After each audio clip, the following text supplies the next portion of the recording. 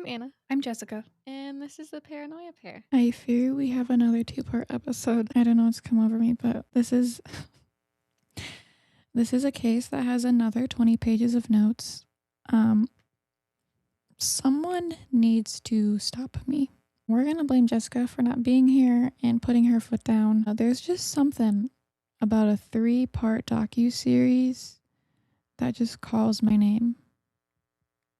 I can't resist it. Okay. For years, elderly women were dying in their homes and apartments, and no one thought that it was murder. These elderly women were in their 80s and 90s, and they were found dead across Dallas and Collin County.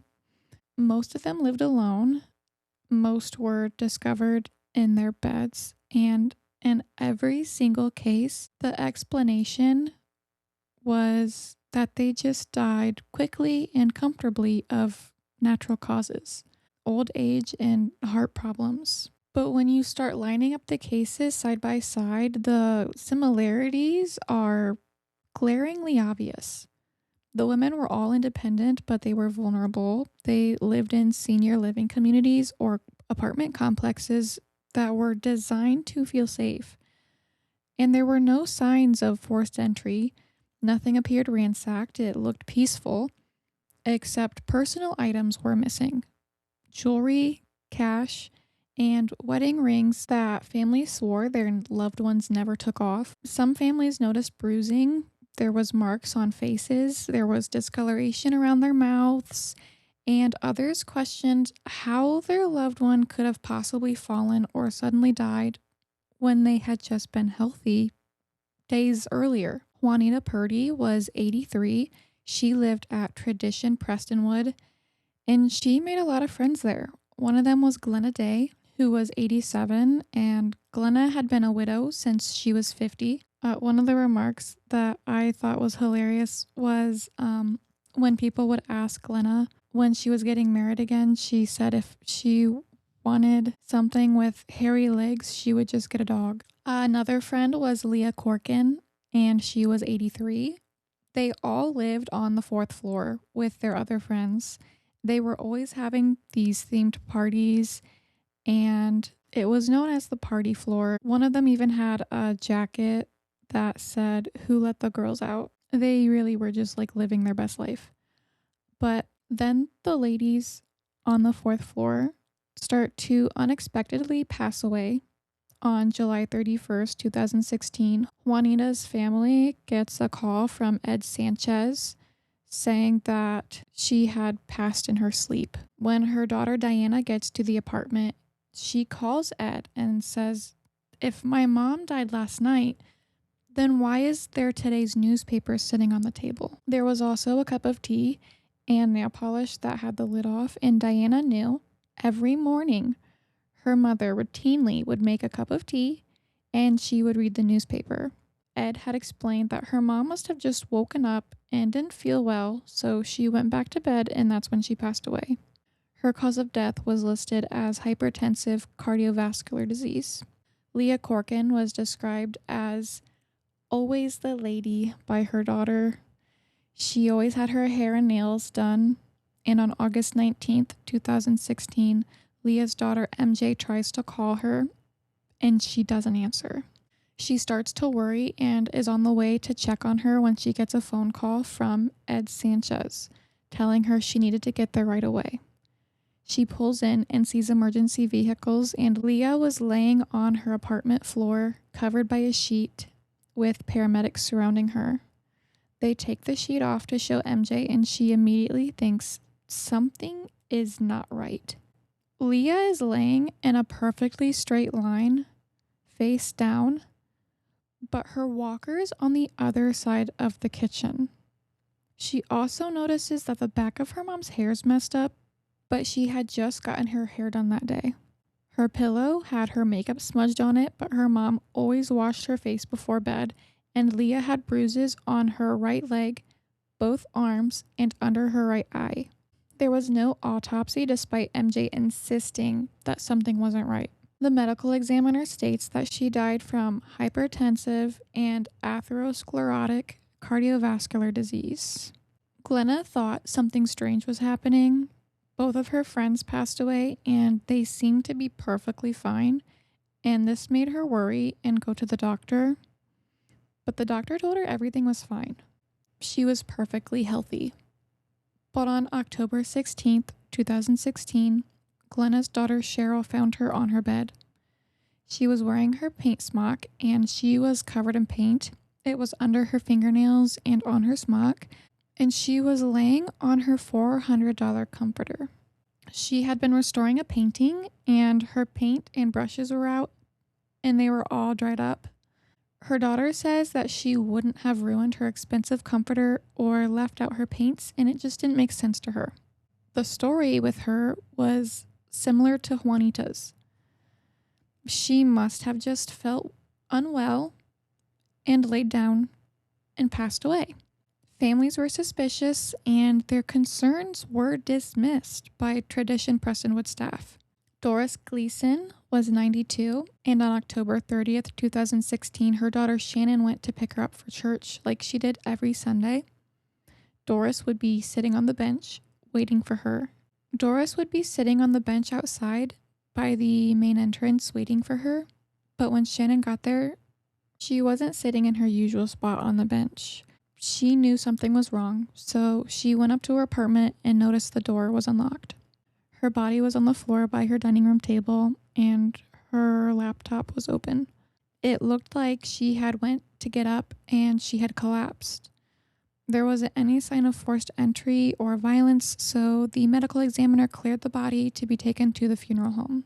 Before her body was taken away, Shannon asked for her mother's necklace she always wore, and when they unzipped the body bag, her mom wasn't wearing the necklace. That necklace had belonged to Doris's sister Nancy before she had passed away, so it was very special to her. Ed Sanchez dismissed this by saying old people hide things all the time, so it must just be in her underwear drawer or something. Shannon and her husband weren't buying it, so they went to the police station and they reported that her mother's apartment had been robbed. The crime scene unit came and collected a list of things that were missing. It was about $10,000 worth of jewelry that was missing from Doris's apartment. The police tell Shannon that they don't think anyone had hurt Doris. They believe that Doris had passed away and someone had just come by and stole her jewelry. But Doris had not been the first theft at Tradition Prestonwood. There were several incidents of people passing and jewelry was immediately reported as missing. Norma French was 87 when she passed away at Tradition Prestonwood on October 9th, 2016. Her daughter Ellen had noticed her wedding ring was missing, and guess what? She was laying face down in a straight line, just like Leah Corkin. She also thought it was weird. She made sure to get pictures of the way her mother's body was laying on the floor, and Ed Sanchez said that she probably had just died suddenly of a heart attack. Ellen knew something wasn't right. There was a blood stain in the middle of the carpet. There was an untouched salad on the table, and there were footprints in the carpet. When Ellen looks closer at her mother's body, she notices that it looked like her ring finger was broken. Leah Corkin's daughter MJ reported her mother's wedding ring as missing as well. Juanita's daughter Diana had found a piece of paper for a jewelry appraisal, and everything on that appraisal was missing. Juanita alone had $30,000 worth of jewelry missing. Tradition Prestwood had told Ellen that there had been deaths at the facility where personal belongings had been stolen, but they believed it was the paramedics who were the ones stealing. She reported this to the Dallas police and they immediately start a public integrity investigation. Ed Sanchez is interviewed and he says the only people in the residents' rooms after the deaths were the paramedics or the family members.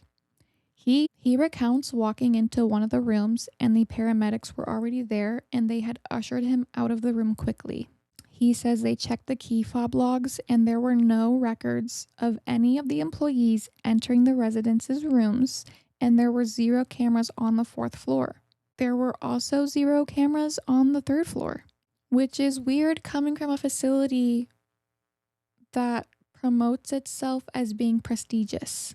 One of the sergeants tells Norma's daughter, Ellen, that something was not right, but the case gets closed and no arrests were made, and there was no sufficient evidence to prove that the paramedics were responsible for the thefts. But what police do not know is in November and December of 2016, before this case was closed, at Tradition Prestonwood, they had an intruder. November 13th, 2016, a staff member called about a suspicious person. There was a black male who was 5'10" and 80 pounds, dressed in a clean suit, and he was carrying a satchel.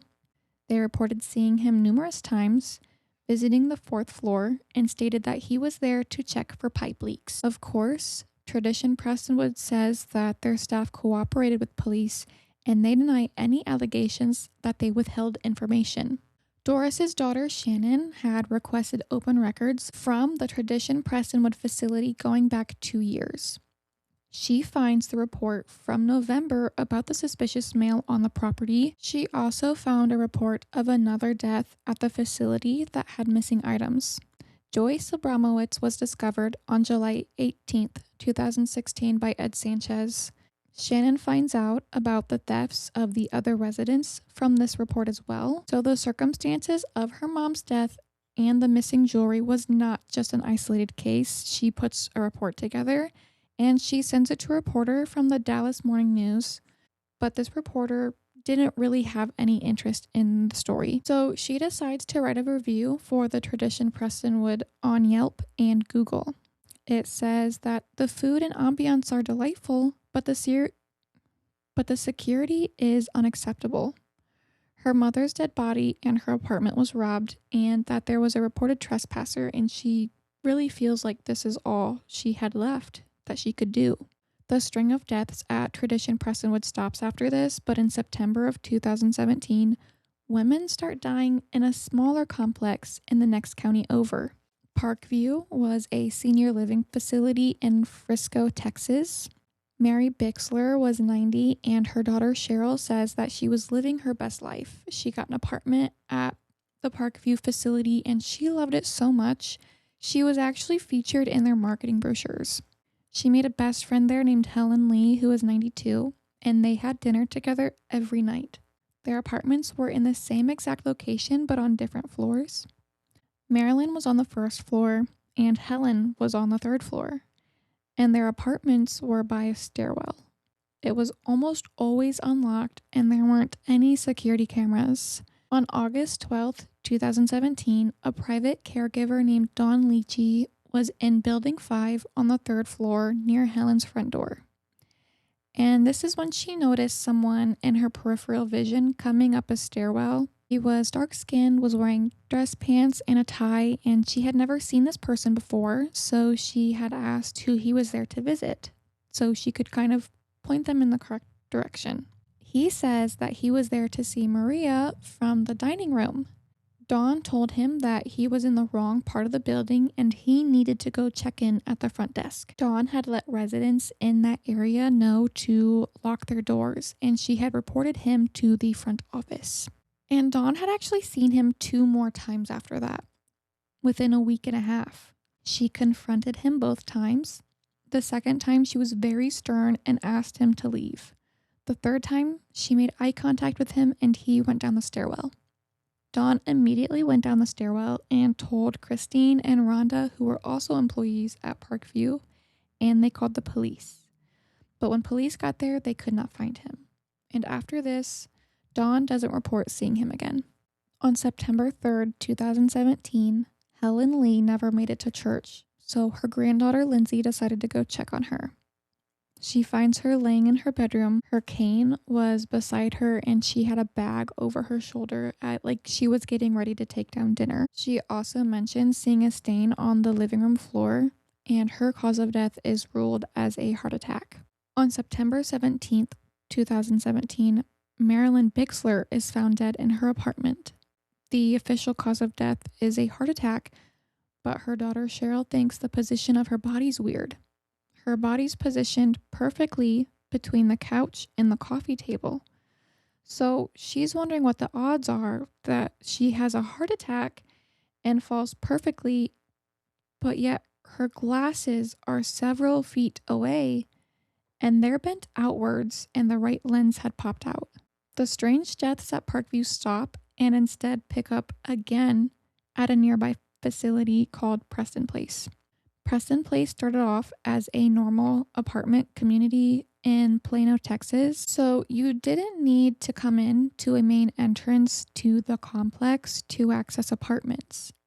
There was a private gate, but most of the time it wasn't working, and half of the security cameras didn't work either, and there was no cameras over the parking lot.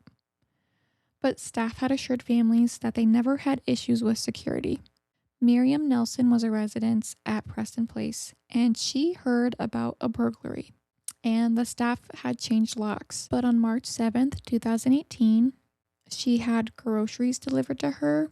But as soon as the person had left, she got a knock at the door and she thought maybe they had just forgotten to give her one of her items. So she had yelled for them to come in. And in walked a man that she did not recognize. He states that he's there looking for a leak because they can hear water running downstairs. He walks through her apartment and tests the water in her bathroom. And this really bothered Miriam. She sensed something wasn't right, so she called the front desk and reported it. Miriam then called her daughter Karen and described what the man looked like. He was 5'10", dark-skinned, and he had on a white dress shirt, black slacks, and he was also wearing blue rubber gloves. Martha Williams was another resident at Preston Place, and her family had discovered her dead on March 7th, 2018. The same day, a strange man had entered Miriam Nelson's apartment. So when Martha is found, she is laying on the ground beside her bed, and on the bed were her shopping bags from a few days before. She was bleeding from her face, and the back of her shirt had been pulled over her head, and she had left behind makeup stains. Her family had reported jewelry missing, and Preston Place kind of keeps this secretive. They don't really want people knowing that this had happened at their facility. Miriam had called her neighbors to let them know that there was a strange man who showed up at her door. One of them was Pauline Sanford, who was 96. She tells Miriam that something similar had happened to her a year ago. A man had come into her apartment in November of 2016 and told her that there was a leak. He walked around towards the kitchen, and then Pauline told him that her daughter was on the way to take her to lunch, and after that the man left. Pauline had described him as a tall black man who was dressed like he was going to church. After hearing that something similar had happened a year ago, Karen sends her son Jason to stay with his grandma Miriam. Jason went to the front office and spoke with staff about why a strange man was allowed to be on the property, and he even made a report of the incident with the front office. But they never sent that report to police. They instead assured Jason that they had hired additional security and that they were going to regularly canvass the property. But of course, they failed to mention the prior deaths that were accompanied by theft reports before this incident even took place. When Karen calls to check in on her mother, she says that she's doing fine, but she seems to be missing a diamond necklace and that she thinks the man who had walked into her apartment stole it. With his grandma feeling more comfortable, Jason leaves her apartment after she insists that everything's fine. But on March 9th, when Karen went to visit her mom and check in on her, she discovers her in bed. Miriam was dead. She didn't have any injuries, and officers on scene didn't notice that anything looked out of place. Karen immediately goes, "Oh my God, this man came back and he killed her," and she mentions the incident to the police.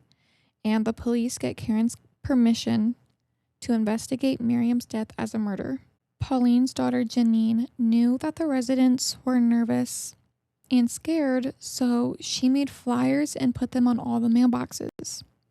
These signs were instructing residents to keep their doors locked and to ask who is at the door before answering it. The signs also detailed a strange man who was on Preston Place campus, who was entering people's apartments and ended up being chased off by maintenance. Preston Place staff took the signs down, saying they did not want them to be posted because they didn't authorize them.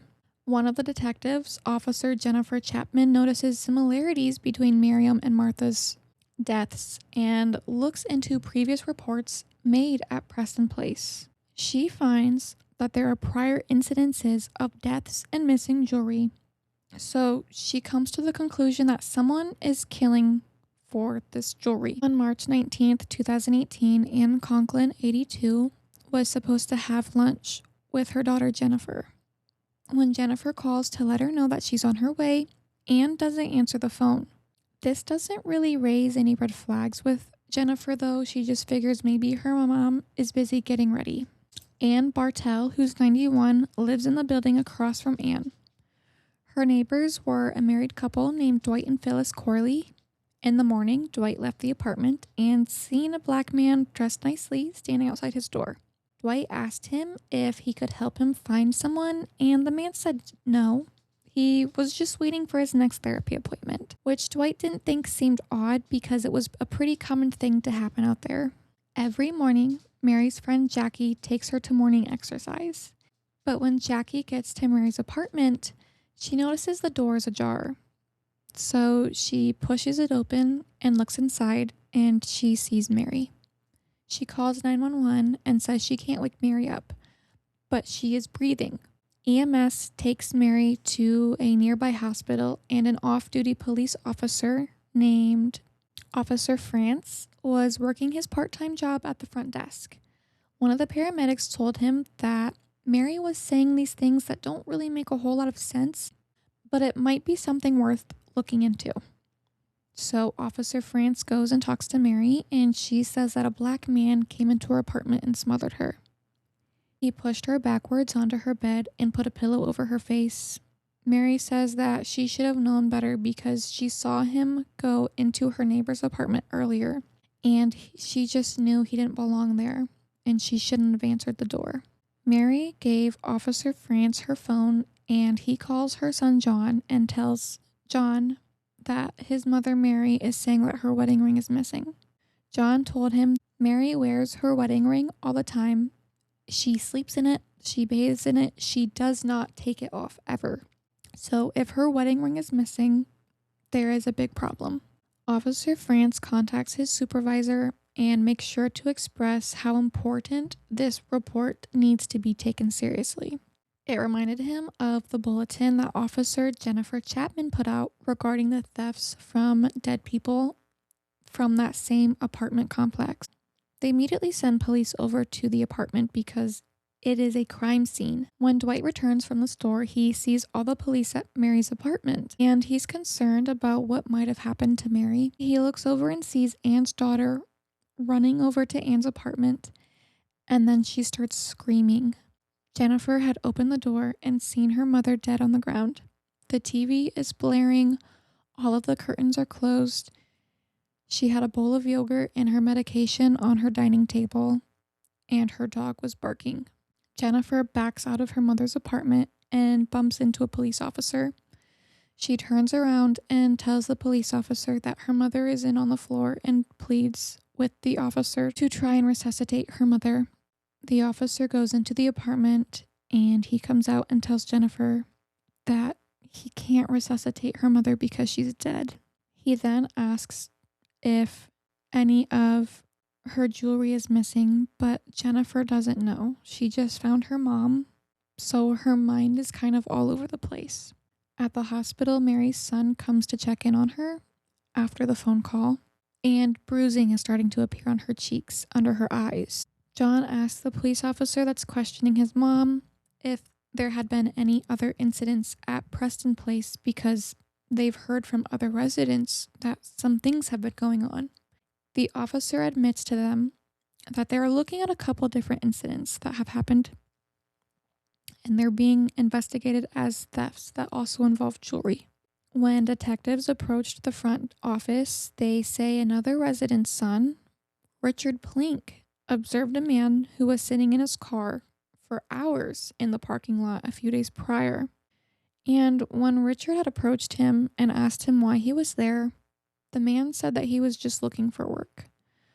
But luckily, Richard wrote down his license plate after thinking that this guy was being kind of strange. So police run the license plate, and the vehicle had been involved in an accident, and the person that was driving was listed as Billy Chimmermere. Billy had a warrant out for public intoxication, so detectives set up a plan to arrest him. At the same time, they find Mary's ring listed on OfferUp, which was a really popular resale app. It was kind of like Facebook Marketplace. The ring was listed as sold for $1,200, but police were able to identify the person who bought it. I used to have an OfferUp account, but I can't remember if it made you select who you sold your items to and if that was publicly listed on your page or not. But the police were able to get in contact with the buyer, and he tells police that he met him at a Starbucks and he gave the police the location. And when they show up to get video from the Starbucks, they noticed next door there's a diamond and gold place. So they go to the diamond and gold place and they show them a picture of Billy, and they asked if they've ever seen him before. The staff instantly recognized him as a repeat customer, and he had been in there the same day he sold the ring on March 19th, 2018. On March 20th, 2018, they're getting ready to carry out their plan on arresting Billy. They tell officers involved that this man is a potential serial killer who's preying on elderly women, and if they don't get him, there's a high chance that there's going to be more people who end up dying. So a unit is sent to Billy's apartment complex, and since his vehicle had been wrecked, they weren't really sure what vehicle he would be driving. So they sit and they wait until they're able to identify him. At 5:50 p.m., they see a vehicle pulling into the apartment complex, and the person who's driving matches the description of Billy. He pulls up to the apartment complex's dumpster. Billy gets out and he throws a couple items into the dumpster and then parks in parking spot number 67, which was Billy's assigned parking space. So police arrest him, and in his hands are jewelry and money. After he's arrested, police go check the dumpster and they find a bright red jewelry box that had been broken into. And the jewelry that Billy has in his hands were consistent with the jewelry that was left in the jewelry box. So immediately they're concerned about the owner of the jewelry box. There was an old name tag that they found with the jewelry box that had the name Harris on it. And they found another formal paper with the name Lu T. Vang. Police used the two names to find a possible address. They find a woman named Lu T. Harris in Dallas County, just a few miles from Billy's apartment complex. Quickly, they come to the decision to do a welfare check for this residence. Dallas police forcefully enter the residence, and they found 81-year-old Lu T. Harris dead inside. At first glance, it doesn't look abnormal, but they have all of her jewelry that was found on a murder suspect. So Plano Police Department tells Dallas police to look at the pillows because this person, Billy Chimmermere, is known to suffocate his victims with pillows. One of the pillows on Lou's bed had red lipstick smeared on the bottom. One of Lou's neighbors comes out and asks if everything is okay. One of the officers tells him that they're just doing a welfare check, and the neighbor says that Lou should be fine because he had just seen her at the post office at 4:30 that afternoon. Her murder had happened about an hour before Billy was arrested.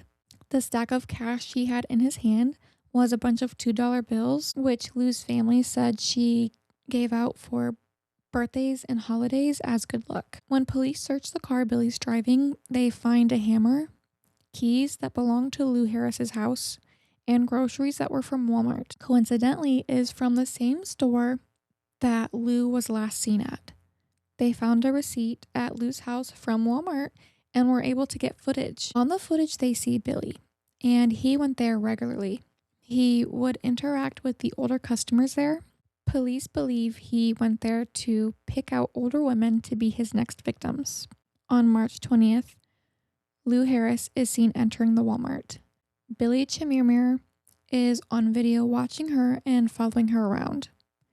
He leaves first, and shortly after, she leaves. But Billy is waiting for her in the parking lot and follows her car home. Billy's taken to Dallas Police Department and is interviewed. Billy says that he's a caregiver for an agency who sends him to people's homes, but he denies ever going to any house in Dallas and that he had bought a box of jewelry from some random person on the street. Police tell him that they know he was at the house, and he even had the keys to the house in his car, but Billy still denies it. Dallas police get a search warrant for Billy's apartment, and they tell his ex-girlfriend Margaret that Billy's under investigation for murder, and she's shocked. Inside the apartment, they find 25 cell phones, blue rubber gloves, and a passport under an alias Benjamin Koitaba, and lots of jewelry. And Conklin's watch was actually found at Billy's apartment, and he is held on a $1 million bond. Billy Chimirmir was born in Kenya, but due to problems with alcoholism, his sisters helped him immigrate to the United States in 2003. He was trained as a caregiver at a senior living agency that was co-owned by his family in Texas, and he received permanent residency with a green card. Billy cut ties with his family, though, a few years after his immigration, claiming that he wanted to freelance as an in-home caregiver. A look into Billy's past by detectives shows that Billy has a criminal history. In 2010, he had a DWI and got 18 months on probation. He had another DWI in 2011, and he had failed to appear in court, which resulted in a warrant out for his arrest. In 2012, Billy and his girlfriend at the time, Margaret, went to a club where he got drunk. His girlfriend was getting into the car with her keys, and Billy started a fight with her, saying that he was going to be the one driving. He grabbed the keys out of her hand and drove them home. The whole time she was scared that he was going to crash the car. He was all over the road, and when they got back to their apartment, Billy had attacked her. He went into the kitchen and grabbed a pan and started hitting her, and when he went into the kitchen and grabbed a knife, Margaret was able to call 911. He started cutting up their chairs and pillows, yelling at her to never talk to him like that. That he will not allow a woman to ever talk to him in that way.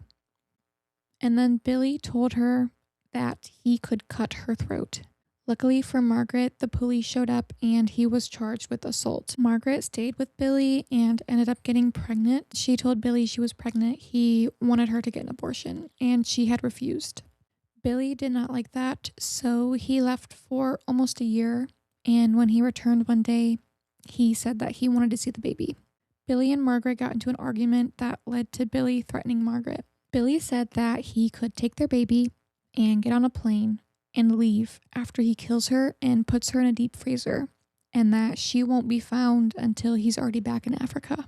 Billy even showed her the one-way plane ticket he had bought that was booked for July 2018. Billy was also arrested 2 times at Edgemere Senior Living Apartments in Dallas after he lied about being an employee there.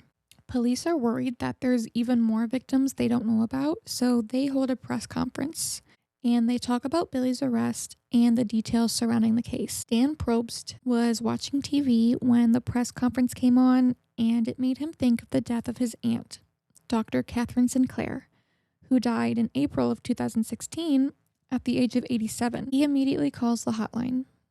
Catherine had lived in the Edgemere Senior Living Apartments, and police know he was there the afternoon that Catherine had died. When one of the housekeepers went into Catherine's room, they found her unresponsive, and when they touch her arm, it's cold. They realize she's dead, and they call 911. When her niece and nephew come to the apartment the next day, they notice that there's blood spots on her bed. They called police, and they noticed that there was a missing safe that had gems, jewelry, and collectible coins inside. The family files a homicide complaint, and the medical examiner does an autopsy. The examiner says that Catherine's cause of death was natural causes, but they don't provide a copy of the autopsy. Dan calls an attorney in April of 2018 and says that he thinks his aunt has been murdered by Billy Chimirmir. The autopsy is consistent with a violent smothering. Catherine had burst blood vessels and bruising in her left cheek, and she also had discoloration on her abdomen that might have been a result of someone kneeling on her and holding her down. Billy was working as an independent aide for another residence in that building under the alias Benjamin Kiyotaba. The real Benjamin Kiyotaba is Billy's ex-sister's husband and their cousin. He used his driver's license, name, and bank accounts, and he worked for one of the Edgemere's residents from February to April 2016. On April 18th, Edgemere front office gets a call from a resident saying that a man had come to her apartment claiming to be maintenance. She said he was a black man wearing a maroon shirt and maroon pants. When surveillance footage is reviewed, they see Billy, and they call the police and issue him a warning for trespassing under his alias, Benjamin. They also tell him that if he comes back, he will be taken to jail. Phyllis Payne was 91 when she died at Edgemere on May 15th, 2016. A security guard alerted that Phyllis had not shown up for breakfast. When they went to her apartment and knocked, there wasn't an answer, so they entered. The security guard found her in her bed. It had looked like she passed away sleeping, and her daughter Lori said that she had kept a coffee can in her fridge that she put all of her good jewelry in, and that was missing. She also had silverware that was missing. On June 5th, 2016, Phoebe Perry was found in her Edgemere apartment.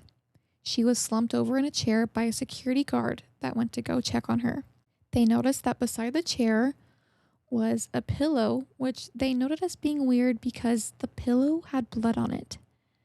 Phoebe also had missing items, jewelry. One of the employees, Josh Ailman, thought it was weird that 3 women who were not on hospice passed away within a few weeks of each other, so he looked at the electronic door logs. On the mornings of Phoebe Perry and Phyllis Payne's deaths, the door had opened from the inside and was closed, and then opens again 10 minutes later from the inside and then closed. He reviewed footage and seen that Benjamin, aka Billy, was leaving the facility within 10 minutes of the deaths of both women.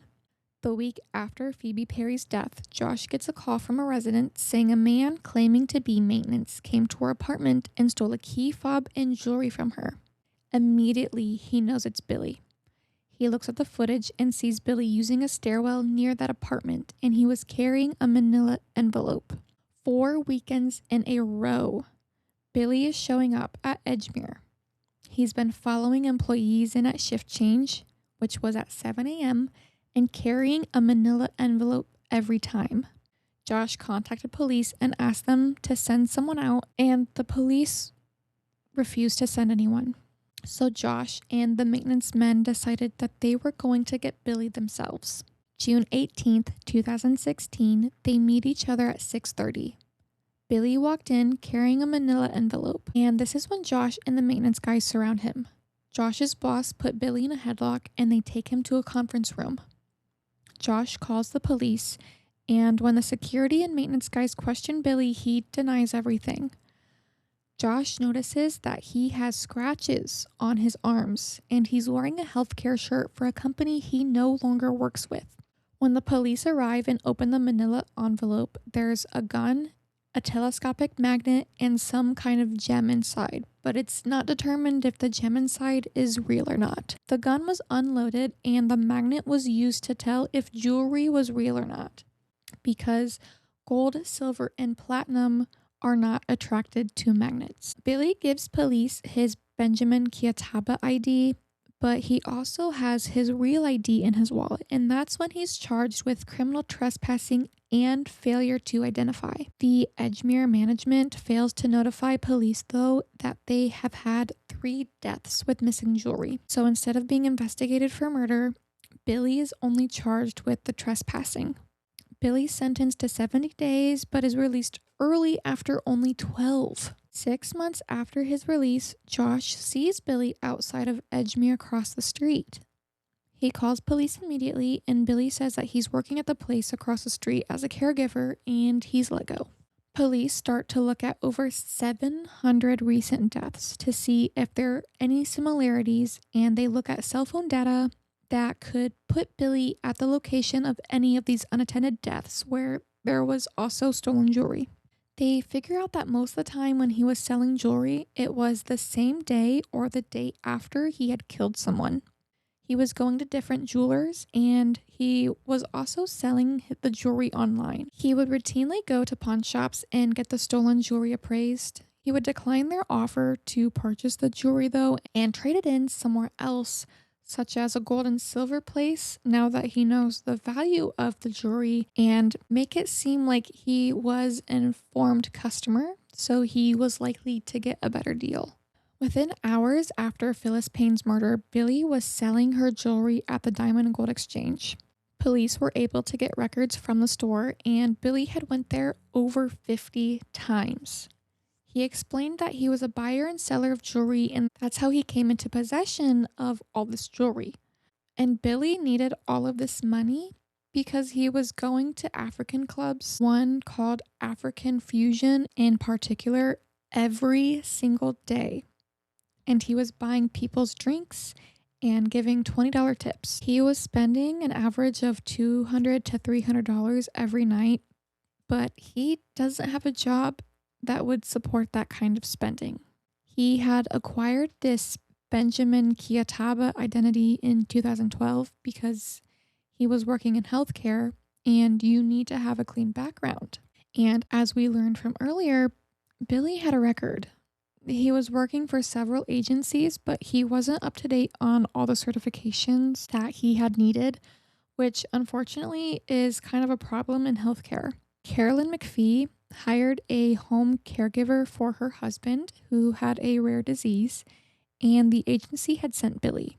After her husband's death, one day on December 3rd, 2017, Carolyn didn't show up for church, and she wasn't answering her phone. Her two sons, Scott and Rob, knew something was wrong. Rob was the first one at the house, and he found his mom laying on the floor beside the bed. She had her arm over her face. The police had thought that she was ready to go to church, and when she got into the car, she got a nosebleed. So she went back into the house, which was why there was blood on the door. And the blood kind of looked like it might have been a palm print. Then she went into the bathroom, and there was bloody tissues all over the place. They believed the nosebleed was the beginning of an aneurysm, and as she was walking out, something had popped, and she was dead almost instantaneously. On the counter, though, was a cup of hot tea, and Carolyn didn't drink hot tea. There was also a broken jar under the sink, and she had her wedding ring and a fashion ring that had been a gift from her husband. Her sons couldn't find her rings. The bed was also a little crooked, and her comforter had some blood on it. There was also a bloody fingerprint on the corner of her glasses. The medical examiner determined that her death was from natural causes. Rob and Scott see Billy's picture in the paper for the murder of Lou Harris, and police began reinvestigating Carolyn's death as a murder. Luckily, her sons still had the glasses, and they still had the blood on them. Carolyn's glasses had Billy Chimirmir's DNA on them. She was one of the 3 women he had killed outside of senior living facilities in December 2017 and January 2018. Carolyn had been the first. The second was Rosemary Curtis. Billy's ex-girlfriend Margaret had been a caregiver for her family. She was killed January 19th, 2018, and phone records showed that Billy was in the area around the time she died. The third was Mary Brooks. She was another victim that he stalked on January 31st, 2018 at the same Walmart he was at when he stalked Lou Harris. Billy is seen on surveillance footage following Mary's car out of the parking lot to her home. Phyllis Payne's body was exhumed, and they found bruising on her wrists that looked like they could be from being held down. Helen Lee's granddaughter Lindsay was contacted by detectives saying that they were reinvestigating Helen's death to see if she did die of natural causes or if something else had happened to her that had been overlooked. When Lindsay's mom looks over the pillowcases, she found a lipstick stain on one. Doris Gleason's daughter Shannon was contacted by detectives after seeing her Yelp review describing Billy Chimirmir's pattern of behavior for his murders. Police start connecting even more murders to Billy Chimera. Diane Delahunty was one of Billy's victims at Preston Place. Her body was found December 5th, 2017 by her daughter Lori. She had a big bump on her forehead that was the size of a tennis ball, and her dog Dottie was barking up a storm. Diane's wedding stack and her 50th anniversary ring were missing. Police think that he had been waiting in the stairwell by her apartment and had followed her up after letting her dog use the bathroom.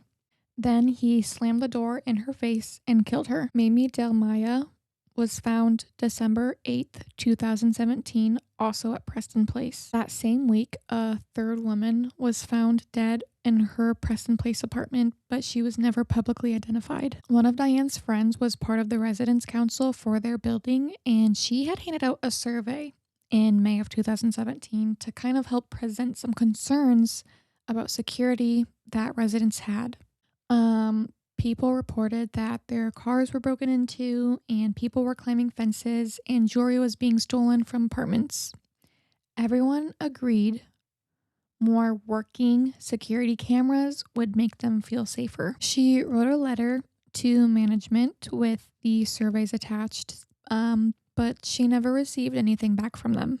And these 3 senior living facilities really failed these women and their families. When Marilyn Bixler's daughter asked Parkview about Marilyn and her friend Helen being on a list of potential victims of Billy, they said there was no connection. They say that he was only in the building one time, and this is when Mary's daughter finds out about Kay Lawson. On October 29th, 2017, Kay Lawson was expecting a visit from her grandson Danny. Her apartment was right by the elevator, and in the hallway she seen a man who was dressed nicely. Kay talked to him and said that she was waiting for her grandson. Danny had showed up and locked her apartment door, and Billy had waited until her grandson left. About 10 minutes after Danny had left, she gets a knock on the door.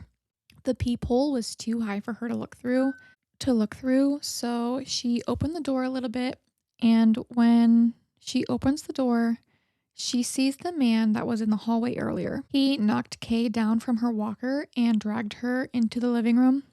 He had tried to suffocate her with a pillow while she was on her stomach, which kind of explains the positioning of the other 2 women who were found laying on their stomachs.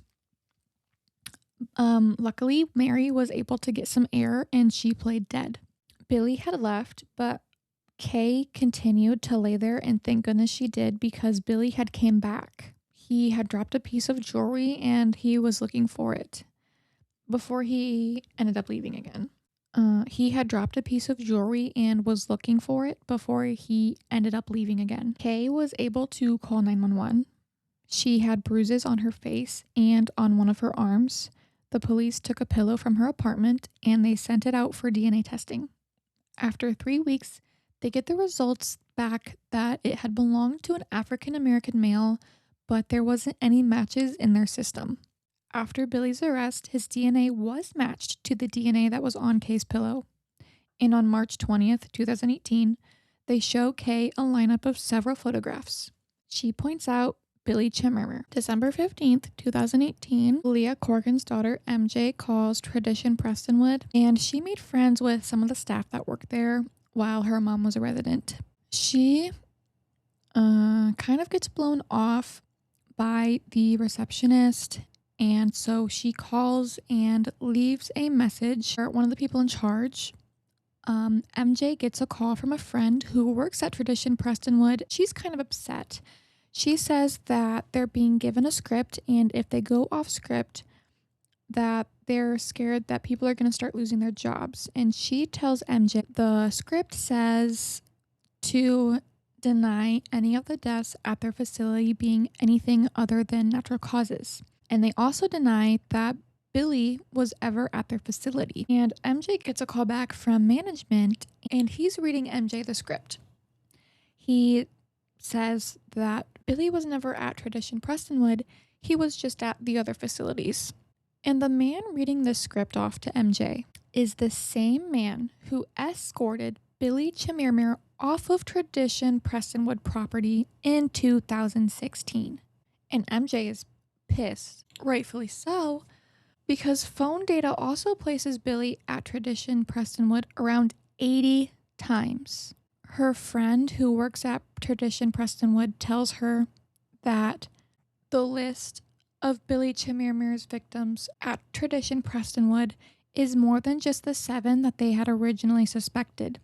It's actually 9. Doris Wasserman in 2017, and an elderly man, the only male victim known, named Saul Spring. October 2nd, 2016, Saul's daughter came to check on him, and when she looked in his room, it was covered in blood. He was laying flat on the floor with his head against the bedroom door. When his daughter, Marcia, asked police how this could have happened, if he could have been attacked, the police dismiss her concerns and tell her no. Who possibly could have gotten in there? The medical examiner said that Saul's cause of death was a fall. Even though there's literally blood all over the apartment, they said Saul probably fell in the bathroom, walked out, and fell and hit his head against the lamp. Even though the shade on the lamp was completely fine, then he crawled on the floor to the bedroom. Saul had broken ribs, he had an injury to the back of his head, and he had bruising on his eye. His watch was also missing. There was a 2x4 with a clamp on it in his bathroom on the counter, even though there wasn't any record of maintenance orders. And all of the blood was just because he was on blood thinners. Google data from Billy's phone places him at Tradition Prestonwood 3 days before Saul was found dead. And the day that he was found dead, Billy was on the property. But the medical examiner refuses to change the cause of death. And without their cooperation, Saul's death can't be investigated any further. Because you cannot get an indictment for a person's death if it's ruled as natural causes. With a lot of victims, there's no autopsy, there's no forensic evidence, there's no DNA or fingerprints because they all were originally marked as natural cause of death. They were not investigated like a homicide, which is truly what they were. In order to get a change done for the cause of death, they needed to prove Billy was on the property and they needed to have evidence that jewelry was stolen. So they actually agreed to change some of the deaths to homicide, and they're able to get indictments for all the victims that had their cause of death turned over. In Dallas County, they had 13 indictments against Billy. Unfortunately for Dr. Catherine Sinclair and Saul Spring, they weren't able to get them.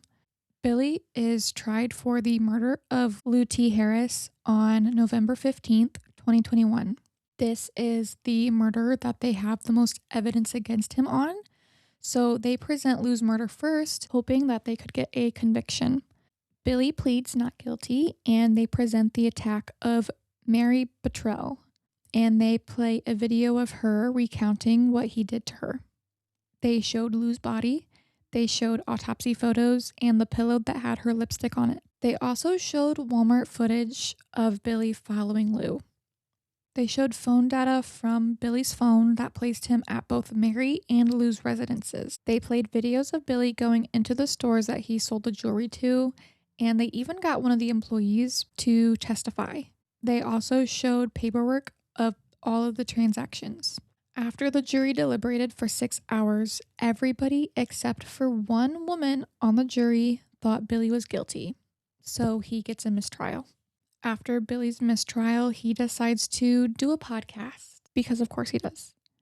He laughs and says that he's not going to prison. He bought all the jewelry from different people, and they didn't belong to the people he's accused of killing. Apparently, they just look similar. 5 months later, on April 22nd, 2002, Lou T. Harris's murder retrial begins. This time, they expressed the similarities between Lou T. Harris and Mary Brooks's murders. They both were being followed, and they both were stalked through Walmart by Billy. This time, the verdict comes back in half an hour, and they find Billy guilty of capital murder, and he's given life in prison without the possibility of parole. and Billy shows absolutely no reaction to this. They move forward with a second murder charge against Billy so that if he tries to appeal the first one, there is no option for him to get out of prison. On October 3rd, 2022, the trial for Mary Brooks's murder begins. Again, they use the footage from Walmart that shows Billy following Mary's car. They use cell phone data placing Billy at Mary's house the day she was killed. They used DNA they found that did not belong to Mary. Within 30 to 40 minutes, the jury has a verdict. Billy is found guilty again of capital murder, and he gets another life sentence without the possibility of parole.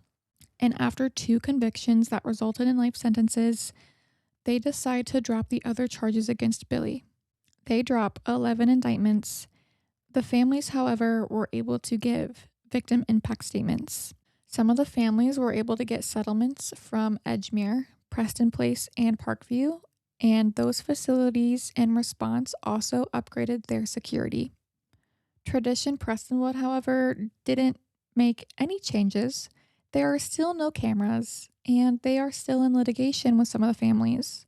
They still claim that they do not have any deaths that happened on the property that were not labeled as a natural cause, and they refuse to acknowledge that the medical examiner classified 8 deaths on the property as homicides. A little update on Billy. On September 19th, 2023, Billy is found dead in his cell. His cellmate, another convicted murderer named Wyatt Busby, is the one who killed him after Billy made inappropriate sexual remarks about Wyatt's children and what he would do to them, so his roommate beat him to death.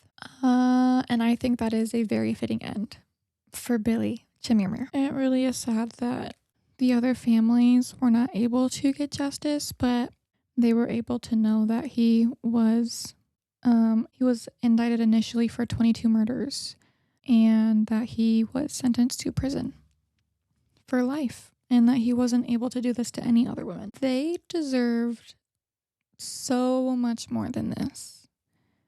And it's just really unfortunate that Billy was able to kind of take advantage of these failures of these multiple facilities, and that really none of them took any sort of accountability at all, especially Tradition Prestonwood. Thanks for listening. If you enjoyed this episode, you can find us on Instagram, TikTok, YouTube, and Facebook at Paranoia Pair Pod, and we will see you next Friday. Stay spooky.